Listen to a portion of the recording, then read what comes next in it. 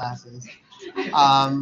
Instead of saying morning or good afternoon or evening, ladies and gentlemen. So kind hearts and beautiful souls.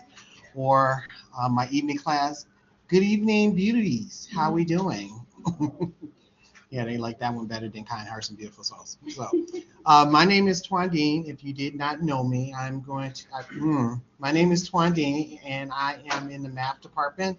I was also the CTE coordinator for 3 years. I miss my position. I do. I miss you. I do. I really, really do.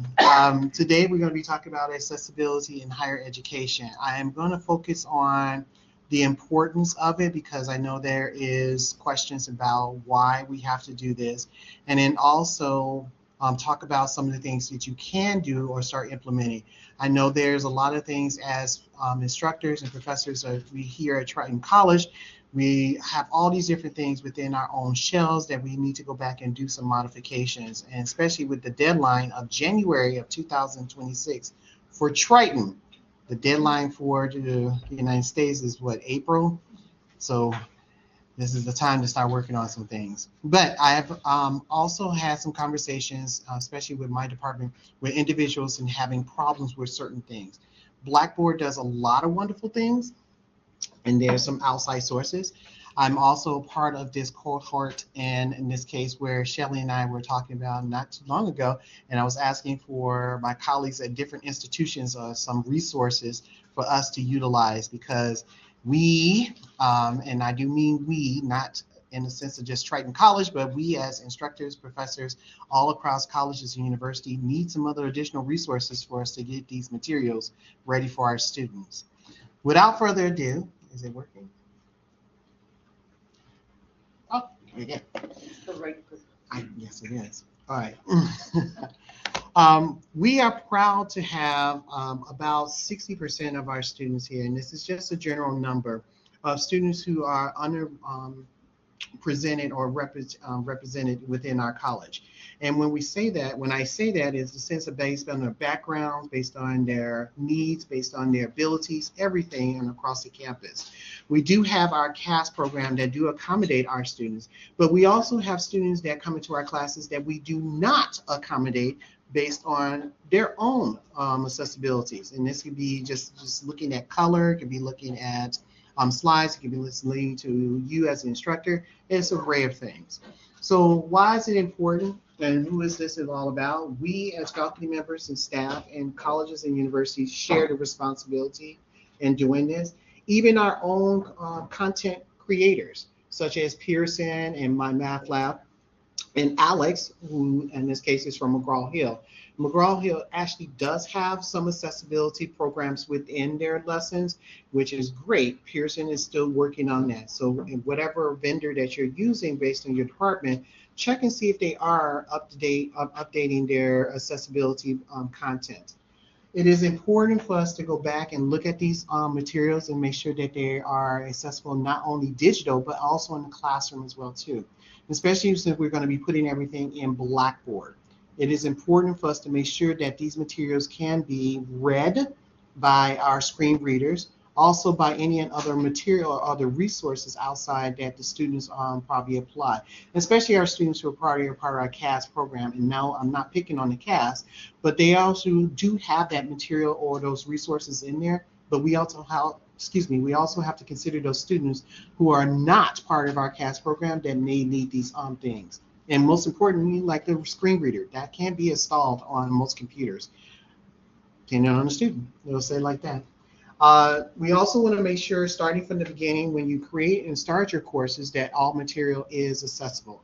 The best tool to this case to be is think of yourself as a student and what things you would need for your education and how that material should be presented, such as if it needs to be in light color or higher contrast, or even in the sense of font.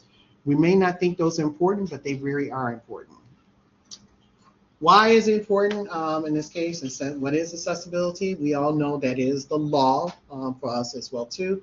It is based on our Title II and Title III of our ADA, which is our American with Disability Act. But it's also part of the institution to make sure that we are helping all our students. In that, the current challenges in this case that's going to be presented for most of us in higher education is the accessibility in education based on becoming that major concern. And when I say that, is most of us in this case, based on our discipline that we're teaching, how can we make these things more accessible? I, as a math professor in this case, think there is some things that I'm going to be challenged with, how to make it more accessible to my students. And I'm not just talking about putting material online, but I'm also thinking of material that they can utilize at home and looking at that. Also, removing those educational barriers that hinder students.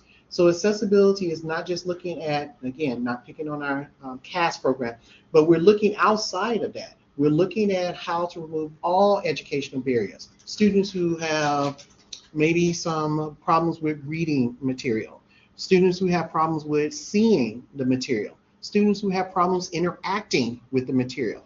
And a lot of times we may not think of those things. And I was thinking I focus on interacting with material.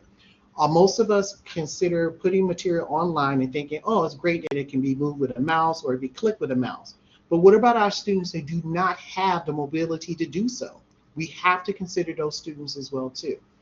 And then also, we want to make sure that we're designing it for all users. It's important that we have to consider that. Now, I know I emphasize and say that all users, and we're looking at the spectrum of any and all types of users. But there's users out there that may not have the ability to move any equipment with limbers or hands or feet as well too. We have users that may have the ability to move with their mouth using a pen or whatever device.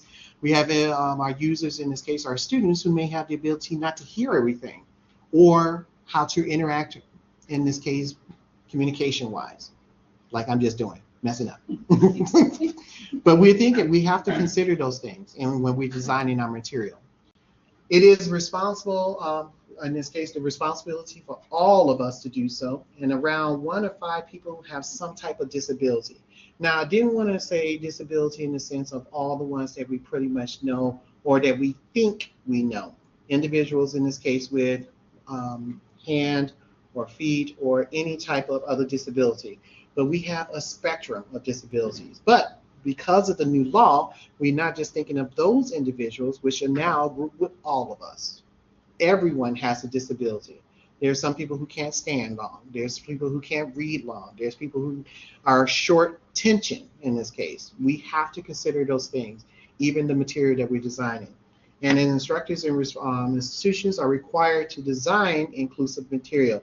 And with the material, we have to include, well, language that makes everyone feel comfortable. I think that is important as well too as instructor.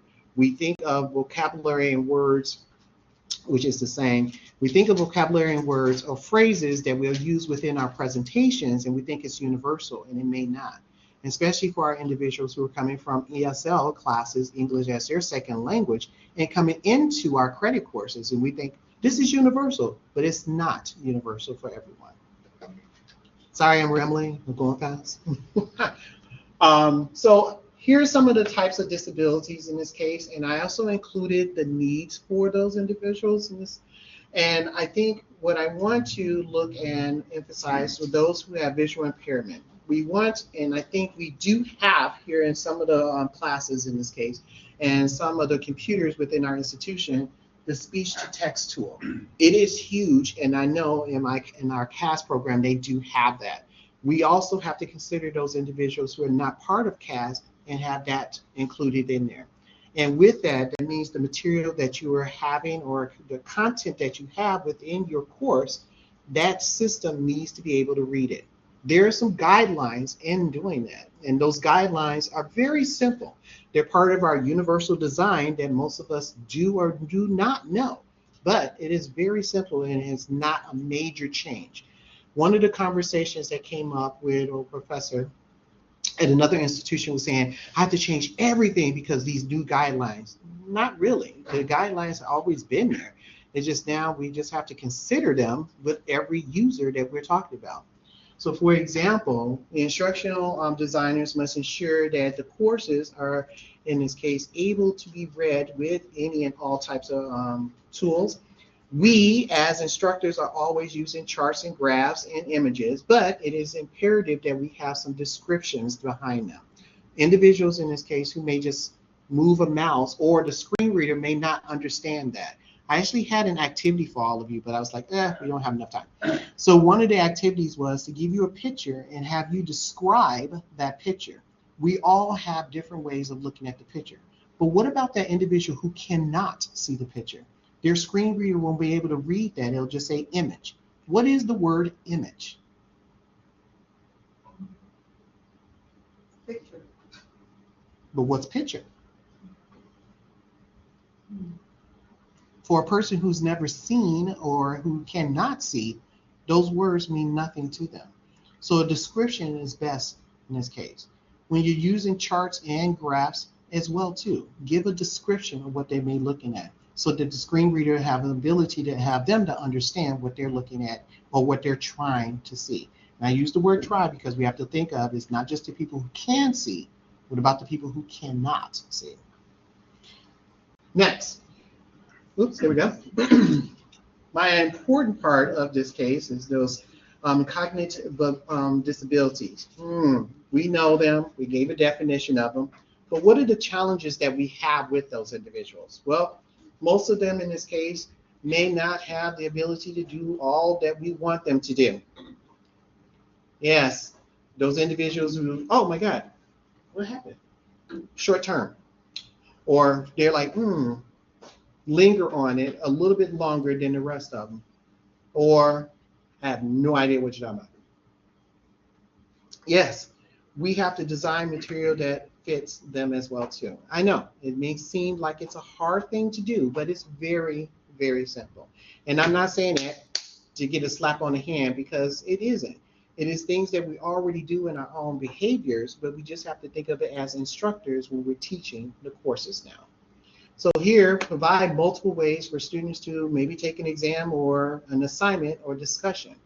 A lot of times we would look at an assignment and say, okay, here's a piece of paper, get it done. Fantastic. Yeah, but what if I'm not really good at paper exams? Now I just failed the course. Is there any other opportunity for me? In my class, I actually do what is called a multi-level assessment. And I call it multi-level because I actually give them 4 different options of how to present the material. Because I'm thinking, well, if I'm really not a talker, can I do a PowerPoint? What if I don't really like to do PowerPoint? Can I be a talker? What if I don't like to talk and I don't like to do PowerPoint? Can I write a paper? I'm thinking of multiple ways so that they can present them information so that I can understand if they understand the material. Yes, you had a question? No? Let's move on. Yes, I do. I figured. So, are there resources to help teaching students? Because this is, I think, I got you covered. formidable. I got you covered. I got you covered. Hold that thought. Yeah. Right. So now we have our another disability in this case, our motor disability individuals. And again, the research does say that you should have some different types of assessments for them as well too. And along with whatever equipment that they're going to be using for your course. So if you're using computers within your classroom, make sure those computers are acceptable for that person to use as well too. And when I say that, this semester I have a student who loves to use his or her computer without mentioning the gender. However, they have motor disabilities. So in the class, I just make sure that they have enough time that they can do the assignment as well too, on their own device, because they're comfortable with that device rather than the computers in the classroom. Have no problem with that. However, we have a colleague here at the institution, no names, won't allow that student to use his or her device in their classroom. And I'm like, Why would that? I have no idea, and I didn't ask because I don't want to put anyone in the spotlight. The student withdrew from the class anyway. And I was like, all I can say to the student, and no, because the associate deans here, the new one, is that because that happened, all I said was that maybe next time inform the instructor in advance. I said, however, it is one of our requirements that we have to do this. So he, she, or they didn't understand that, and now they're in the practice that they have to do it starting next semester. That's all I can say to the student. But I said, no, I'm okay with it in my class. It is fine with me. Fine. So including keyboard shortcuts, maybe using the mouth to stick or hand wipes, because yeah, the student actually brings in a lot of hand wipes in this case for the class. And I'm like, that's fine. I am perfectly okay with that. And when she didn't want to give the gender away, but when the student explained it to me and said, well, if you see me doing this all the time, I'm like, I'm fine. I am fine. I said, my concern is that you come to class. She's like, that's it? Sorry, gender again. I said, yes, that's it. That is it. All right. So here, some design tips for you. One, use videos that already include some caption. If you do not have captions within your videos, let's start thinking about that. Remember, this is to be accessible for all students, especially if you're doing an in-classroom video. If you're doing an in-classroom video, like I would do, I just make sure that I turn the caption on so they can capture everything I'm saying. The audio, make sure that it is, the audio files come with a written transcript so that the student who cannot hear, that they can actually read the transcript themselves. YouTube does a great job in that as well too for all of you, but it's not that you have to put it in YouTube, but it does help. I mean, because they do have that ability. Avoid using documents that are not able to be read on a screen reader. Yes, there are files, and I have some resources for you for that you can go out and do and transfer any documents that needs to be part of a screen reader, and it'll send it back to you. I'm hoping that the institution will pick up a call so we don't have to do this ourselves. I'm just throwing it out there. Design material with clear and concise formats. A lot of times we as contents experts, we design our presentations, but we don't think of the consideration of all these different fonts and styles out there. Not everyone reads the same way. You may think blowing it up is better for that person who's blind as a bat, but it's not. They're just a simple font change. I know, I'm trying to be like I do in the classroom. Utilize built-in templates and layouts if you need to. A lot of publishers do have some templates out there that they prefer that you use because they've done their research. And I'm going to mention McGraw-Hill because I love not that McGraw-Hill already has accessibility in it, but they've done their research. They've done a lot of research out there. In fact, one of the assignments that I have for tonight, it's already accessible for every student. And that's why I love it. But I'm not their spokesperson, nor am I selling to you. Use a minimum font size of 12 in all documents because anything lower than that, it's not going to be easier for the person to read. And the screen reader can utilize and still read it, but it does have some problems with it because of the font size itself. And do not go over 12. Again, we don't want them to see and just blast on the screen with them. Not that the screen reader can't read it, it just yells too. If you didn't know that, if it's in a bigger font, the screen reader will yell it. You put it big, it says, hey, you need this. So it's gonna read it that way. I didn't think, did anyone know that? No. Except you. Yeah. All right. Enhanced contrast between text and background colors. We love, as instructors, love to dazzle our presentations. Like we have to stop doing it because now we just scared the person who's colorblind. And you're like, who's that? We don't know who they are. They just sitting in our audience and they're looking and they forgot about you. Or, better yet, they're at home and they're trying their best to read the screen because you have it in a color that they can't read. Mm-hmm. You're like, what color is that? We don't know. So try to stay with a neutral color. I know The laws of presentation says do not use just a white background. But we have to go back to that because we don't know individuals who, based on their color distinctions and what they can and cannot see. Black wording is good. White backgrounds is best. Even with a light design is best too. I know that PowerPoint has tons of designs out there, and I was going to use one today for education, but I was like, I have to be equitable and I have to be more accessible. What if that person can't see that design? Stay with something that's neutral. All right.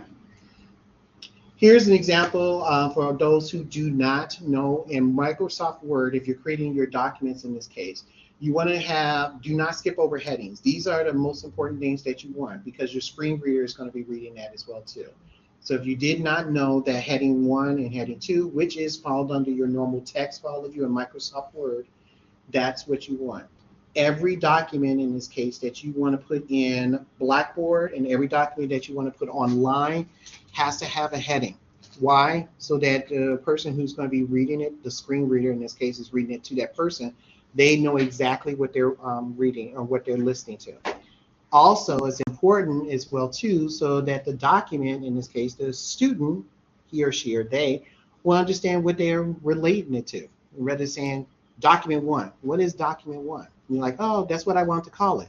But the student doesn't know what that means, and the screen reader will read exactly what it just says. So headings are important. Yes, ma'am. So where do you find that heading one when you open your Word? It's under normal text. Under normal text? Mm-hmm. Okay. It's in Microsoft Word when you're doing your design and styles. Styles, it's the styles tab. Styles too? Styles. Okay. So it's normal text and then styles? Styles, then normal text. Right, styles and then normal text. Yeah, that was my fault. I should have put that in there. And then this heading 1, heading 2, how is that applied? Heading 1 in this case is the beginning heading so that the document will know exactly what it is. So the best way to describe it is like if you're talking about chapter 1, and then the subtitle of it would say looking at snakes. That would be heading 2. So the student has an understanding, the outline of it. Most of my research in this case stated there's actually 3 universities out there that want students to have like an outline of their presentation from the instructor. So the headings actually would do an outline structure for that. So in Blackboard, your heading is going to be your title. So in Blackboard, you would pull down the word title and you only have 1. So 1 heading 1. Okay.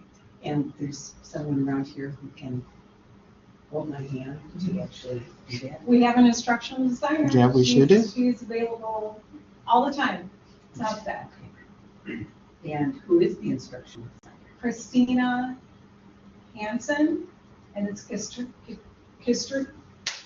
with a K. Oh, okay. See, we all do that because we have Christina with a C. And I have a hands-on workshop on accessibility coming up after Tuan. It's not today, but soon. So When's your- in practice. when's your- Nicole's in Hana. I'll give you the- Ready? When is it? I don't have the date from me, Laura. There's catalogs, John, you can grab one.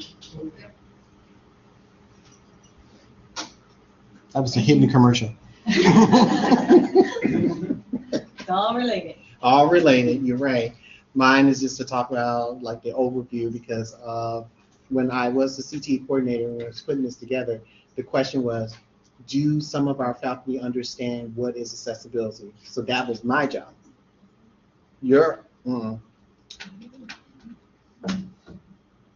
about to hit myself. Or am I going to? You can. It's a team effort.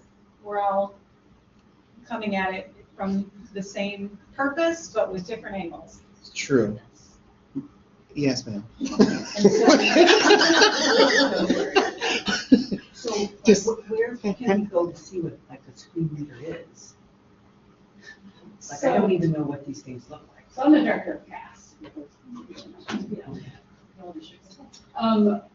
Actually, if you go on the Triton webpage and type in Kurzweil, which is Kurzweil, it'll take you to the CAS webpage and where the link is.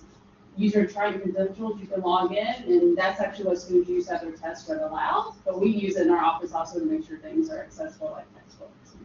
Can you respell what Kurzweil is? Can you? Kurzweil. Okay. And so you go to just the major, the regular Triton homepage, Mhm. and you go to CASAS? CAS. Yes. KAAS. Okay. CAAS. Sorry. I can also send the link directly. I can share it with Laura and have her send it to everybody. That would be Yeah. great. Yeah, thanks. Because the reason, Marie, when I said that, when I was in my, when I lunched, before it was taken away, when we were in the M building, where cosmetology and barber is at, we had a screen reader in there because we had students who would take the developmental math courses. And sometimes we had students, instead of they're going to the CAS to go and do their assignment, they could do it in our in the classroom. So we actually had 2 computers that were reading the screens to them. So that's why, one, that we selected Alex as our program, because Alex already had the screen reader ability that was installed in there. And all the assignments were accessible, because when we choose the assignment, it has a little icon, which I'll show you all when we just log into Alex. It has a little icon next to any assignment that say that this assignment or this problem is accessible to every student. Even if it's their screen reader, if they can't see it, if they need, if they're colorblind, they did all the research for us and selected those so that we can actually select the problems for our students. So screen reader must be installed. So you can install it, but there's also a web-based version. Right. You can just log into it. So when I was saying about not to tease our dean, is that I wish that we had them all installed in the classrooms, because the fact that we have classrooms where we do have students that come in there, and especially where we have all the computers in them. If a screen reader is in there, that students can still do his or her or their work. But we have classrooms that do not have that in there. So that student can't keep up with anything because they're trying to read what the instructor has on the screen and they really can't see it. So they don't have a screen reader for them in that classroom installed on that computer. So some of the credit courses, that's why I say I wish that we had, that Triton would pay for it and put it in the classrooms where the computers are at least one computer that has a screen reader for that student that comes to our classes. Because I have a student currently right now in my Math 102 class. I know they need a screen reader, so I make sure that when I'm writing things on the board, that they can be able to see it. But I'm also making sure when I go back and take the notes, I'm typing it out so that they can go home so their screen reader can read the notes that I typed in there. So can they put this on their whole computer? Yeah. Mm-hmm. But the ideal of it is because the fact that it's not just for our students who need those disabilities in this case, it's for anyone. We have students in this case, for all of you who teach ESL classes. When those students transition from the ESL class into a credit course, where instructors, like my colleague here, Chris, who teaches English, where they still are trying to understand the English language, they can't stop Chris all the time and say, I don't know what that word means, or I don't know what that phrase means, or I don't know what that jargon, I don't know what you just talked about. Whereas the screen reader can help them with that while they're doing the lesson. However, it doesn't have to be in the classroom, but they can have that ability to do it at home. Is the screen reader going to translate? Is that what you're saying? It's not going to translate for them. There's an AI that will help them translate for that. Say that one more time. I don't understand what the stripes mean. So how does the screen reader help you understand? The screen reader will just read the material to the student. That'll be like, that's I'm saying, Chris teaches English. She may use a lot of different things in her classroom and say, okay, this is how we use to structure a paragraph and this and this. She wrote all that down. But the student who's sitting in the back, who's still learning English, did not understand her, but the screen reader can read to that student in a way that it can make them understand it. Especially when a student is still learning English, they can have it and say, okay, translate in a simpler English. An AI program out there does do a screen reader and say, okay, you can type it in and say, translate in a simpler English for me. So now she can go home, the student, let me say that, the student can go home with their screen reader and still understand the material that Chris gave them, because now it's typed in as an AI, which there is an AI link that that the student can use to say, okay, please read this to me as if I'm a third grader. Because Chris is not, I'm not picking on Chris. The English department is not their job to say, okay, we're going to be at this level. But we have students who are still down here. Her job is not to bring them, because now you got to worry about the other students in the classroom. So an AI screen reader, which is also an AI accessibility, that is installed for the student to do that. They can type it in and have the language brought down a level for them to still understand it, so they can communicate in the class when they come back to Chris's class at the college level. So it's just all about looking at the material so the student can still be involved in the course. 1, 2. Are there any labs with screen readers on campus? Like any labs? I don't think it's No. downloaded, but you can log into it on any computer because it's also web-based. I know the library has some computers that have it on it, but yeah, technically, the school pays for everyone to use. It's not a licensing, so I could make the request and see how far that goes. Right. So that's what I'm saying, since my colleague Tina's here, when we had the lab, we did have it in the lab. We made sure it was installed in the lab on 2 computers because of that reason. Okay. So like, if it's licensed to be done, right? Students would come in with their own devices as well, correct? Mm-hmm. And, Yeah. and most of them would probably have the web-based already downloaded. if they Right. needed it. Yeah, it's just for individuals in this case who has a student in their class. And I use the example, and not to pick on my colleagues who teach ESL, because I used to teach ESL too. Individuals in this case who just need that, they just need to be read to a little bit differently.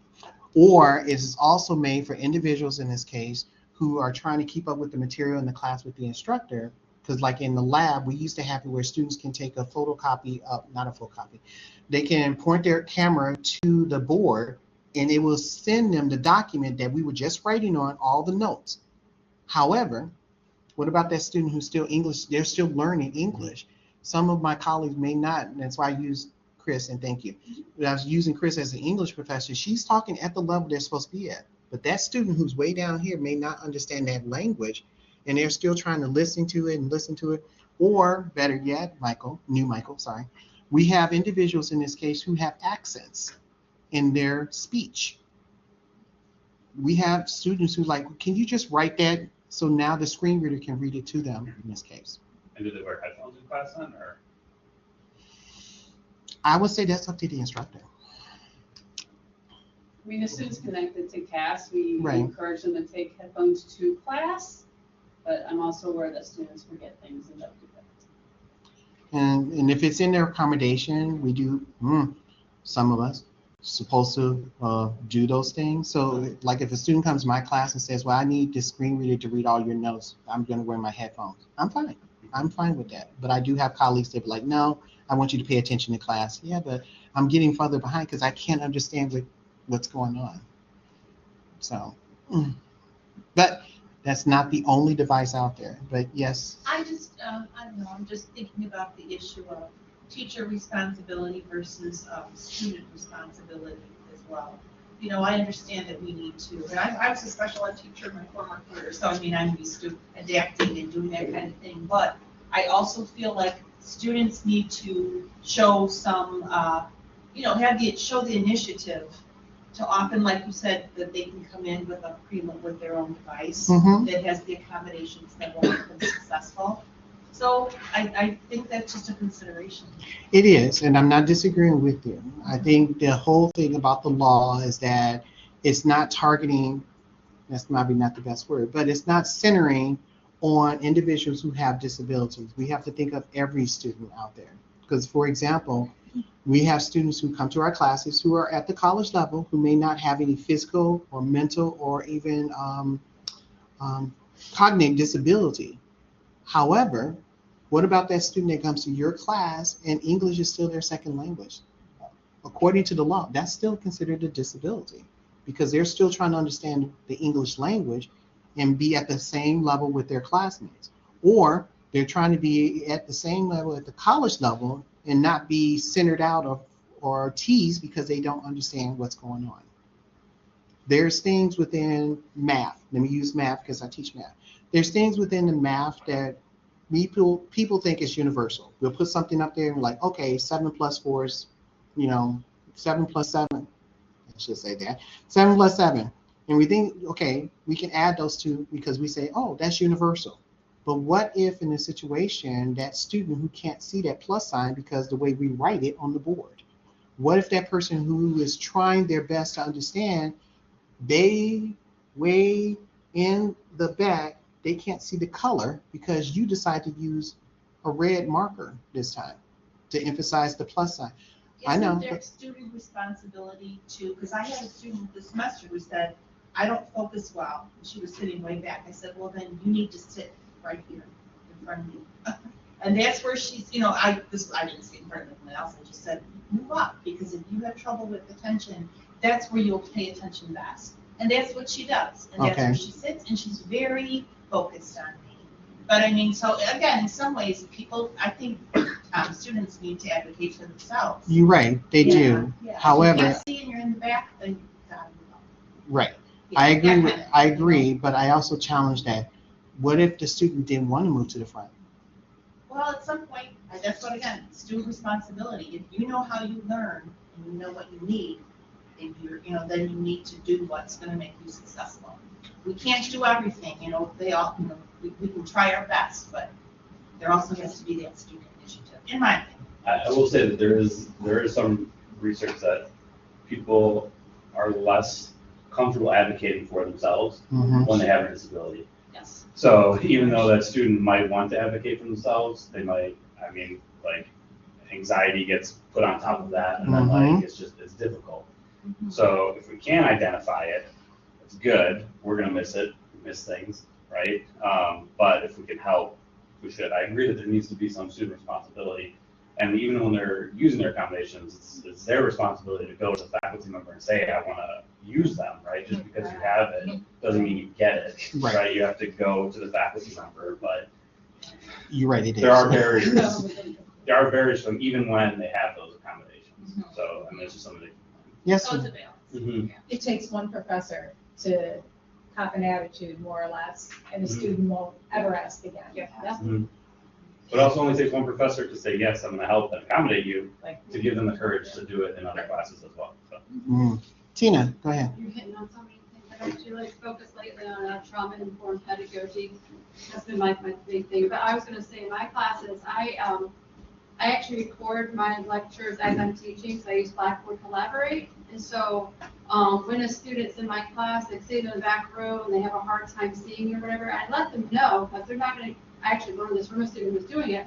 But now I make sure that first day or second day that they have permission. I allow them. If they have any problems seeing anything on the board, feel free to pop up in your laptop, join Blackboard while we're in class, and you have a screen of everything I'm doing right there in front of you, and they can see it very clearly. So yes, they need to advocate for themselves, but just like Michael was saying, either A, they feel insecure, some of them cannot sit in the front row. There's no way. Right. They do not, it is too traumatic or too anxiety causing, or two, they just don't know what the options are. They've had those teachers who are like, no technology out at, so as a teacher, let them know what the options are that are there for their benefit so they can get the most out of the class.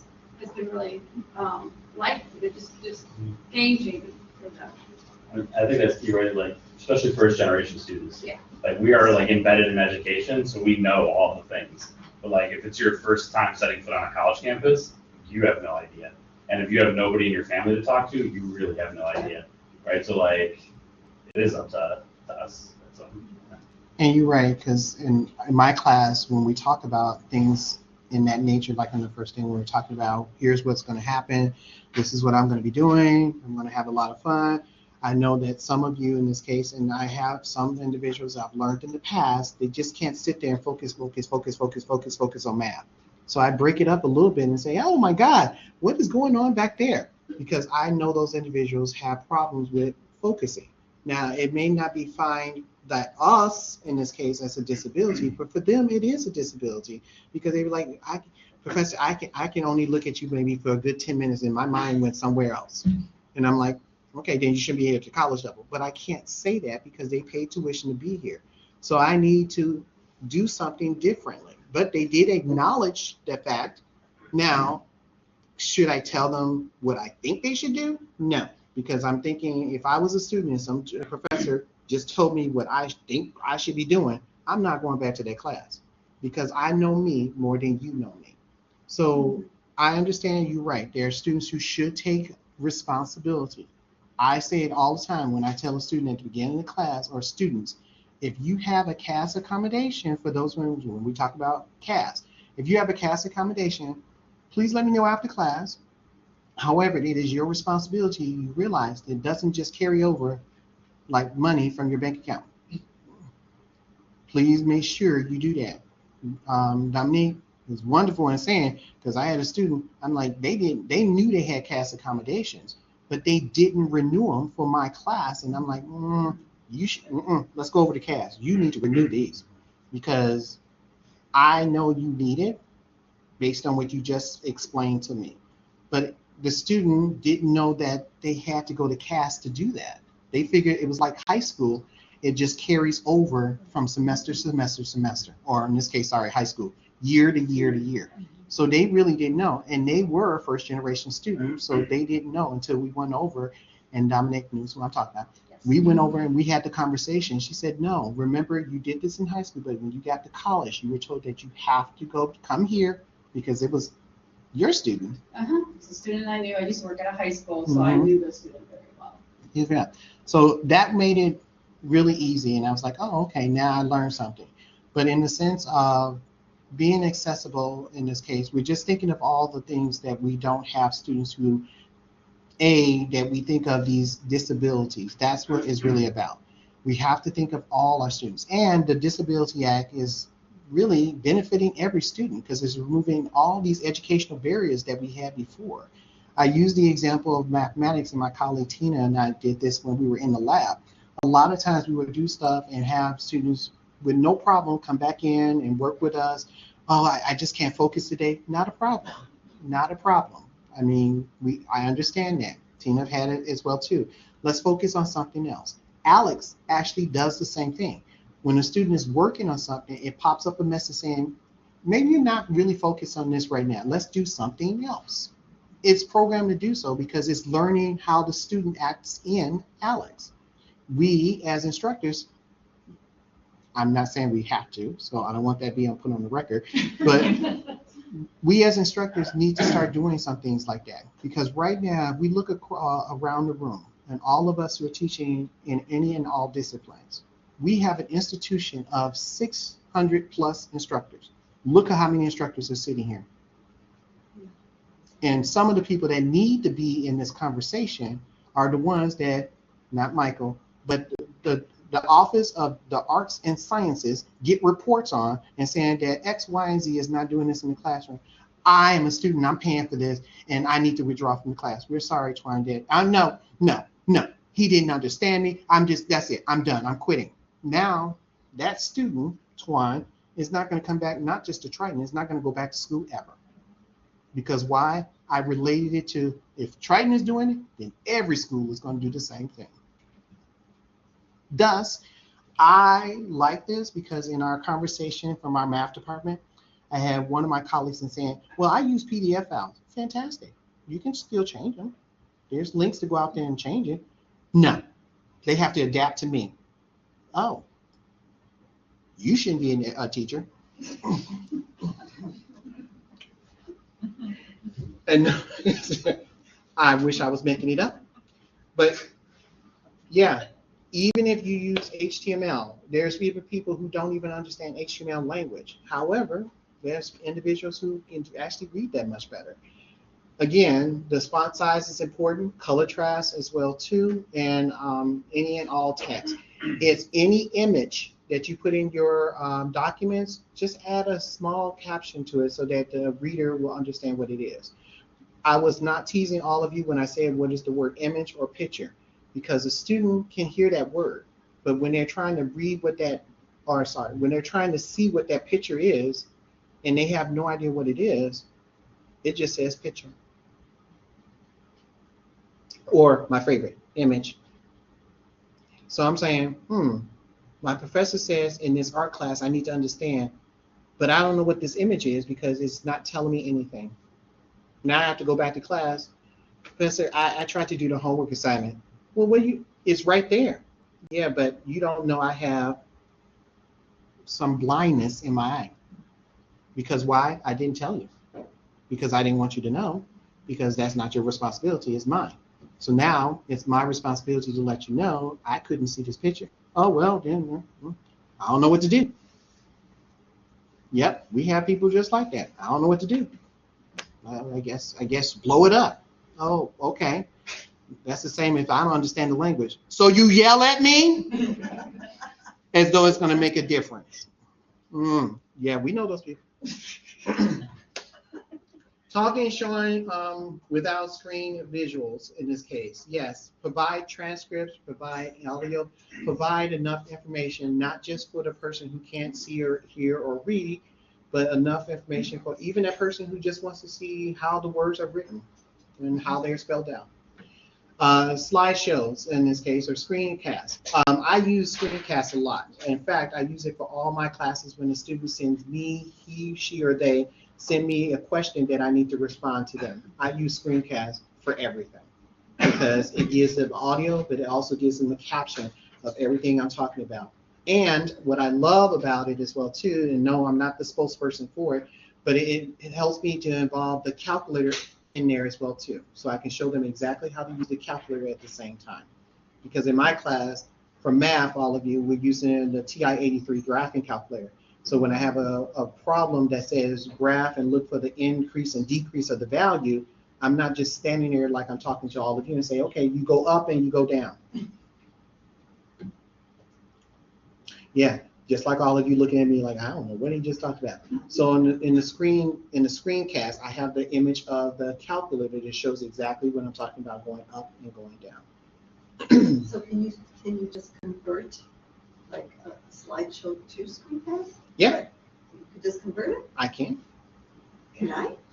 If you wanted to. Is it hard?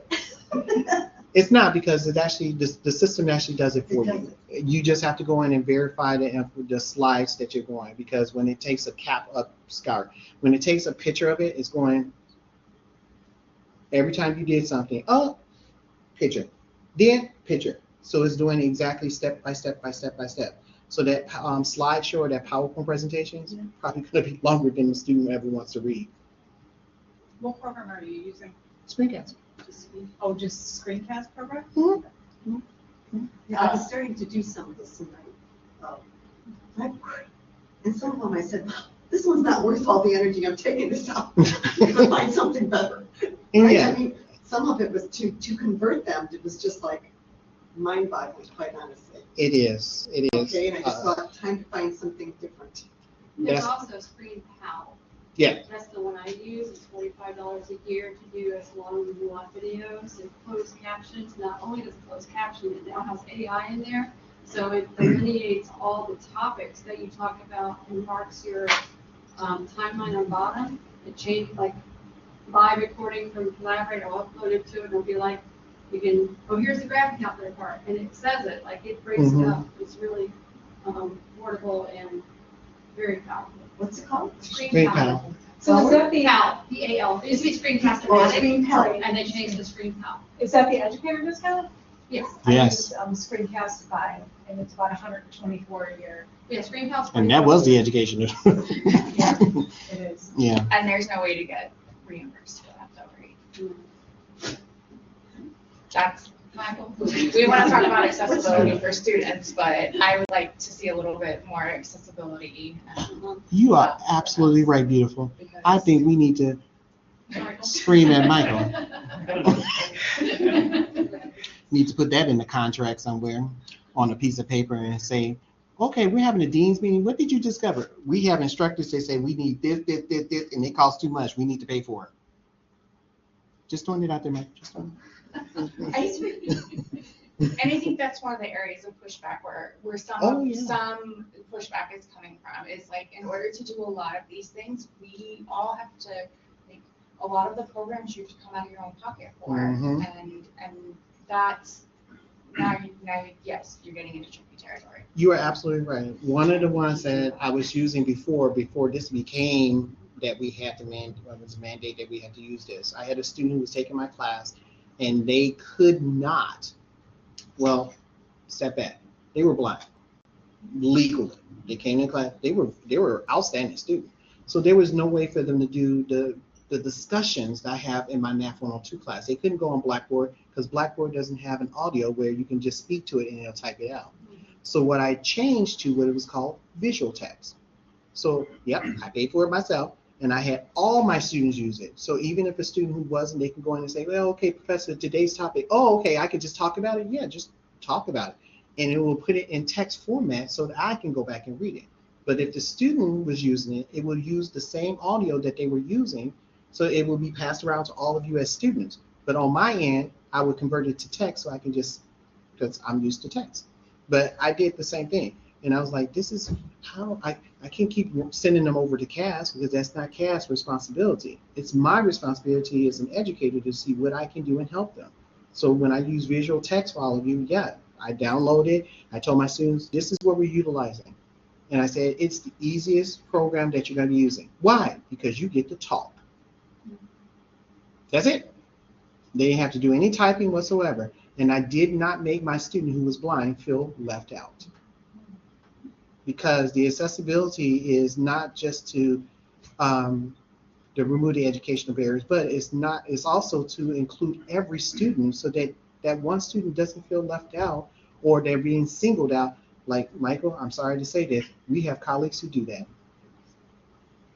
I didn't know if you knew that, but yeah. Because I pay out of pocket for the screencasting, just because for me it's worth it, because I like the features. But I'm gonna look at ScreenPal over again. I think it's free up to 15-minute videos, but if you want to go longer, then you Yeah. can pay the $45. Yeah, I want the longer and yeah, transcripts. because it's under the same online. system as yours, and I had to pay for the extra because sometimes I go up to 20 minutes. I tell my students I try to keep it less than 15 minutes because research says that students do not need to look at videos longer than 15 minutes. Yeah. 5 is great, 10 is okay. Well, I should say 5 is okay, 10 is great, 15 max, because they have low attention spans to look at anything more than that. And there is research that actually proves that. It's where I store all my Blackboard videos. I upload it to there, so it's got the repositories there, so I don't. So with ScreenPal, can you export them to YouTube as well? Yeah, Okay. because I do it. I haven't yet. It's been one of those. You're right. I haven't, because when I do it, I actually say the student's name in it, so I don't upload it. So if you sent me a video, your name is in that video, so that I'm utilizing saying, yes, I'm talking directly to you. Gotcha. Yes, Maureen. Can we assume that there's someone who can identify in our department to let us know if the software that our students are using is compliant? You mentioned Alex. We are no longer using Alex. Right. It should be within the adult education. It should be Nina. That's her job to go in. I'm sorry. Nina. Oh, Nina. Okay. It should be Nina's job, because she is your immediate. She would be the one that you all report to make sure the material that you're using in your classes for adult education are accessible, because it's the vendor that you're going through. So if it is, I know one vendor, it's called Longman. Longman is a vendor. They actually do have accessibility. It's not a lot, and that's for ESL. I know they do have some, but not a lot. I know they're still working on theirs, because they actually moved from just the published books for all of you. They moved to web-based, so they are doing it. I know that, and again, that's for ESL. I know they are, because I'm still on their mailing list for all that when I was teaching ESL. Can you tell me, is this required by the federal government or the state government? Federal. Federal. So to be it's been coming for years. The government was hoping people would just do it, I guess, out of the goodness of their hearts, and it became to where it's had to be mandated, which is why they put A deadlines deadline. on it. Yeah, so like he said, the Triton deadline is January, but in reality, it's like April 23rd, 2026. And it's not just Triton, it's every institution. Oh, yeah. There are some institutions, they put their deadline at the end of this year Yep. so that they can start, so instructors don't wait until the Yeah. last minute. In fact, in our meeting, one instructor, they actually have a workshop for their adjuncts that they're putting together. Not to say Shelley's back there and listening to this, but Shelley was on the conference call as well too. But this institution, forgot which one it was. We won't put them in the spotlight. But they know that adjuncts don't have enough time to do this, so they actually put together an academy that they're paying them to come and help them translate, focus on, and integrate any materials that needs to be more accessible. I don't know if Triton's ever going to do that.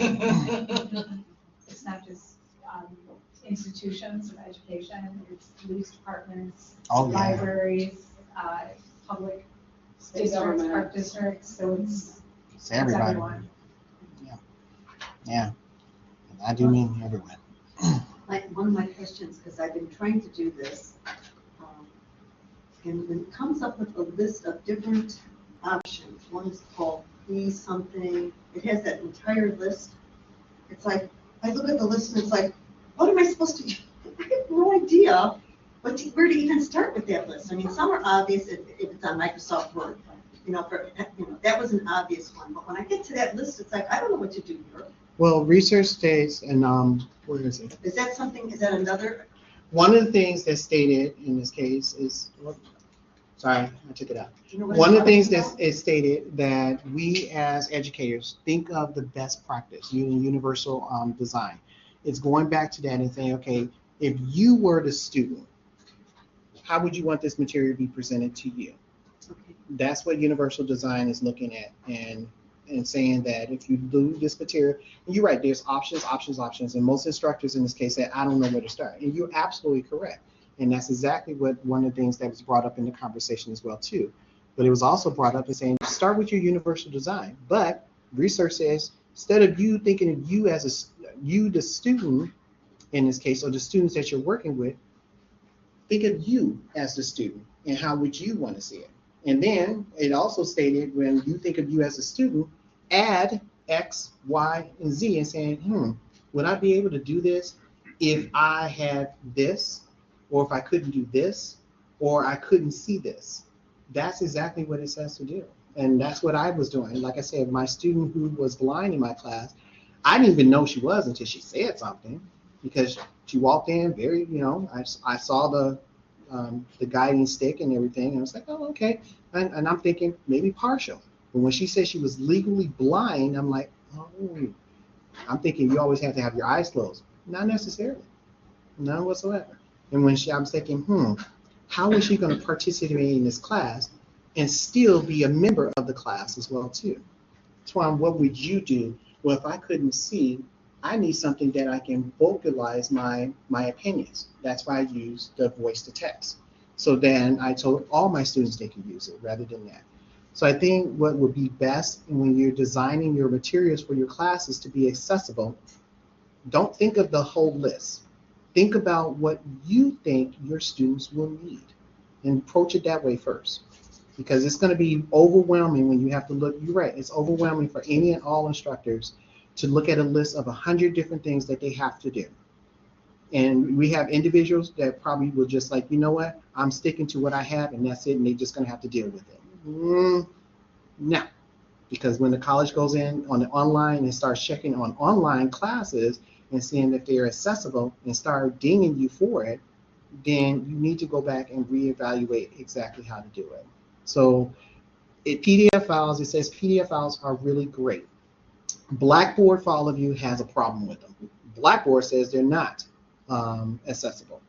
But according to the law, they are supposed to be accessible. Now, that's something maybe Blackboard needs to change and saying that, yeah, let's go back and reevaluate how the program is looking at it. because PDF files are number one to be accessible because a screen reader and any type of reader can read those. Word documents are second because most individuals do not like to put anything in a PDF file, so they put it in a Word document. Word documents, great. Blackboard, on the other hand, it'll give you credit for it, but say, okay, here's some changes. That's where the headings come in at, because some people don't know about that. Then you're using pictures or graphs or charts. Okay, graphs for all of you, I'm just going to tell you, readers can't understand them, none whatsoever. You're like, but I'm using Microsoft Excel columns and rows. It will understand. Thank you. It will not understand it whatsoever. And I know that because the fact that when I was doing my leadership courses to get my doctorate, that was one of the things that was talked about in one of my classes to talk about accessibility. And one of my colleagues at another school gave us an example. She's like, I don't understand why they can't read it. And we're like, we can't even read it. How would you read columns and rows? She's like, well, they're supposed to read it like column. The professor said that's not the question. How would you be able to read it? Then I loved the way he did this. He said, okay, let me turn around and see if I can see it.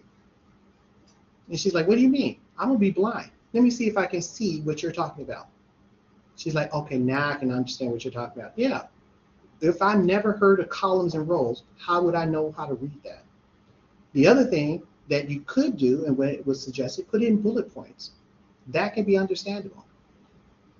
Don't overuse them, but you can use that. Numbering them as well too. However, don't put numbering systems with a numbering system.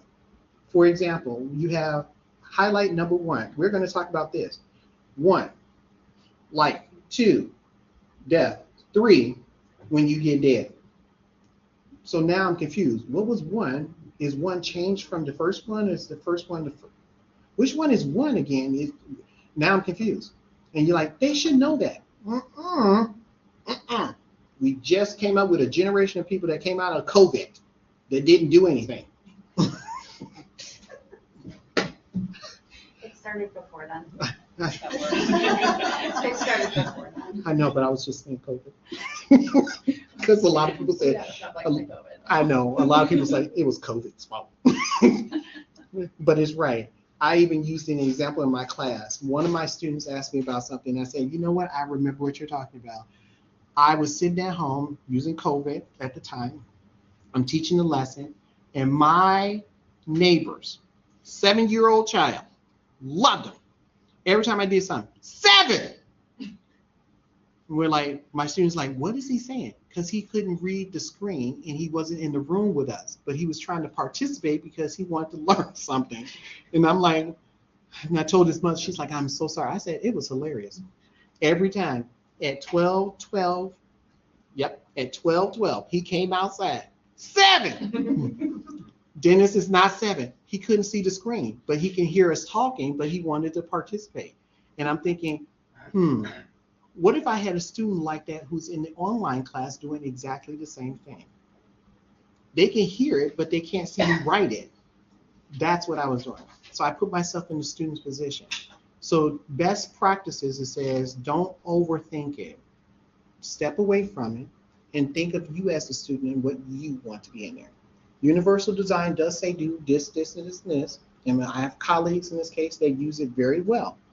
But for us who do not use universal design or don't know anything about it, think of you as the student and how you see it. If you can't see it that well, I wouldn't say blow it up. Maybe it's the color that you're using. And you're like, maybe, I really don't understand it. Maybe it's the language that you're using. There's a lot of things that we as educators can use in our best practices to make it easier for our students to understand the material as well. Did that help? It did. Because Dennis was my favorite. Every at 12:12, the class met on Mondays and Wednesdays. Standing outside, 7. It was the best laughter ever. Best laughter. My colleague Tina mentioned about her lectures. Lectures in this case you could do as well too. Have some verbal descriptions and visuals if you need with those to ensure clarity for your students. So again, I do as well, especially when we're doing math. I actually number it and say this is step 1, step 2, step 3. So then when it's read back to the student, or if the student sees it in a video, they're not just saying, okay, what? Then I was thinking, like you were thinking, I was thinking, I had a professor who did that in my Calc 2 class. Got step, got the answer. Yes, Tuan, I don't know where you started. Every class, I raised my hand because I have no idea where she started at. Because I was thinking, if I did that, then I probably had to have the same thing. So I put step 1, step 2, step 3, step 4. Something minor that helped my students to do it much better. As for additional resources, here you are. You are going to get a copy of the presentation for all of you. These resources in this case do have links to it, and my favorite is the Universal Design Guideline. Let me click on it, show you. It does have some additional things that we can consider in designing our courses to be more accessible. In that, go here, the accessibility help. Hopefully it works because I made sure. Okay, there we go. Here is a website. In this case, I did some research to look at some additional things that accessibility disabilities that you can look at, which does go through some things and some websites that you can help you utilize in designing your courses to be more accessible as well too. Go back here. PDF file free. So if you have PDF files and you want to convert them, yeah, this website, this company actually does as well too. And you were absolutely correct. It is not just education, it's everybody. But we are we are I should say force. We are the first in the front line in this case. I have a colleague who was very, very surprised when I said that you realize businesses are using AI, and he's like, no, they're not. Yeah, they are. He's like, how'd you know that? Research. He was surprised, and he teaches in business. But okay. Do you know on these PDF accessibility translators? So like if you put some stuff in AI, it's like a FERPA violation. Like where does this PDF information go? Like is it okay for you to put all this stuff in there? Not all of it, but I was thinking of like if you're using anything from your publisher's resources, which is not is not a FERPA violation. It's like articles and stuff. If it's articles, that's not, because anyone can access the articles. But anything that deals with sensible material that you're using in the classroom, then I would not use that. But anything that is universal in this case, that's not a FERPA violation. You gotta be careful with the publisher and articles because that comes into copyright. So. Yeah, but Pearson also told me that if some of the articles that they use, they get from online as well too, so there isn't any violation in that. They have permission from they have to get permission from so like if I use an English textbook and they have an article from the New York Times, they've gotten permission from the New York Times to publish that and sell it because they're selling the textbook, right? Right. So I'm just saying, just not a blanket, everything should be okay, but yeah. Right, I never said everything was okay, because you're right, there are certain things, but I'm thinking more of the publisher ones that we receive.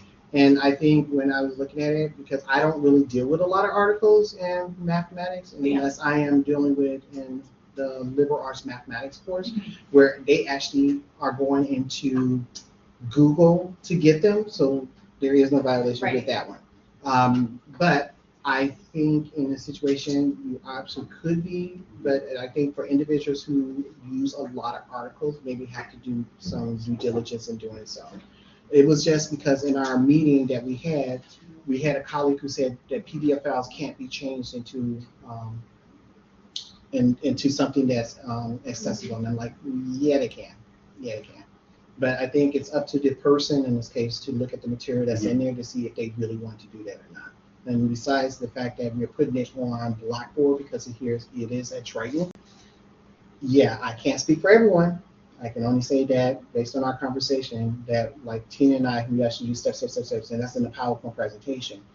there is no violation with that. But if I was using an article, I wouldn't put it in the PDF file because for me, for Math 102, it's separate from the PDF file anyway.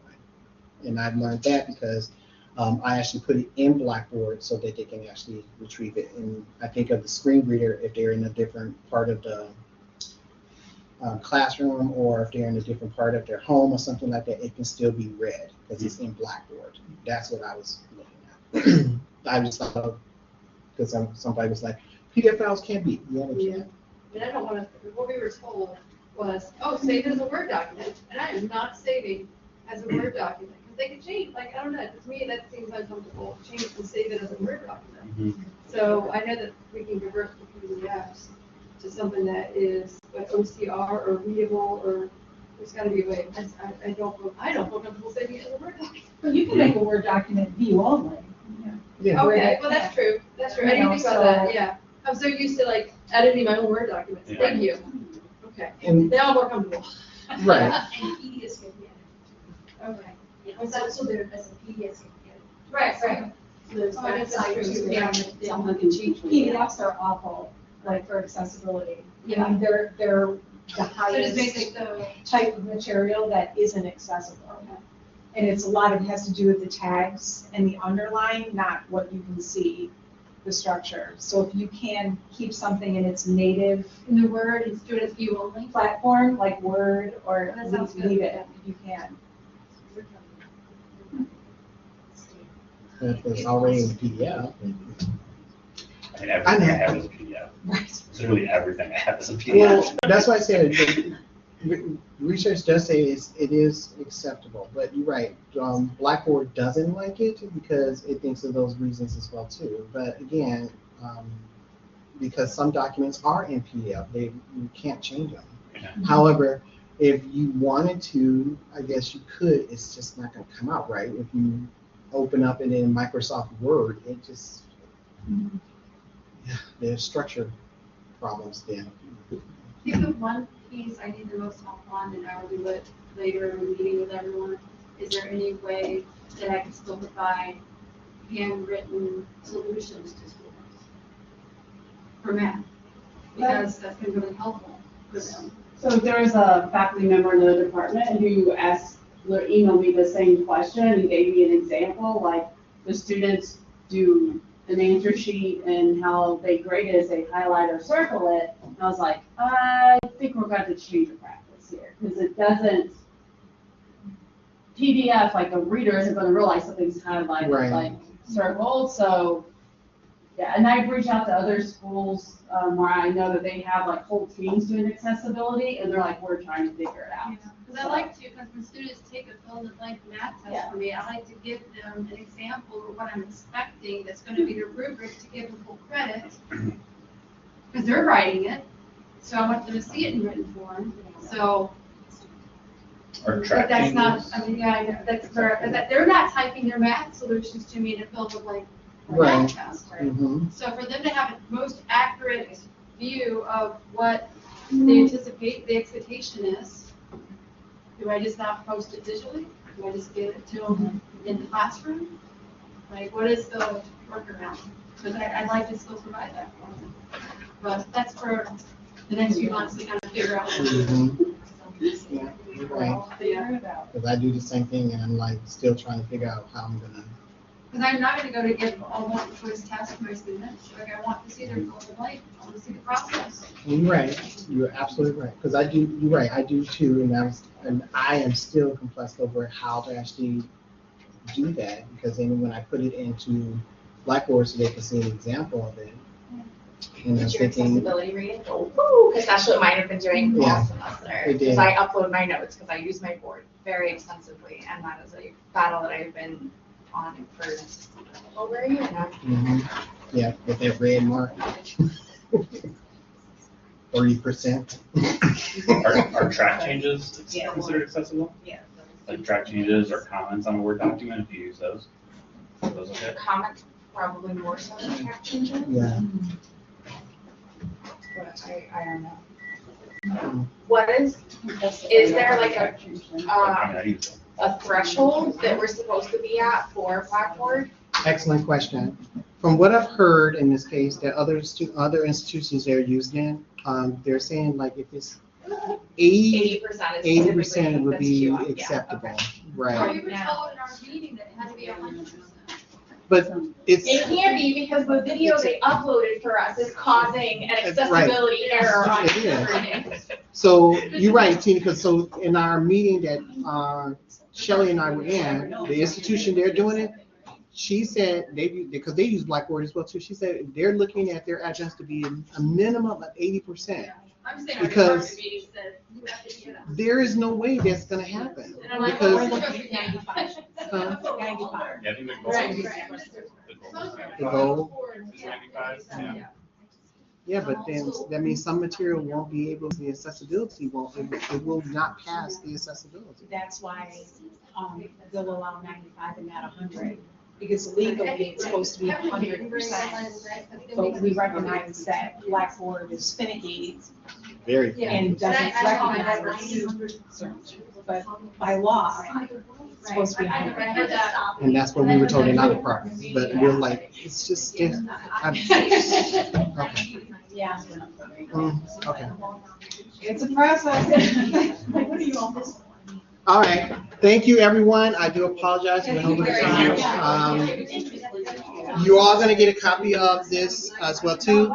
Some additional class and maybe a class you want to take online to talk about more accessibility, some books and articles. Have a great day.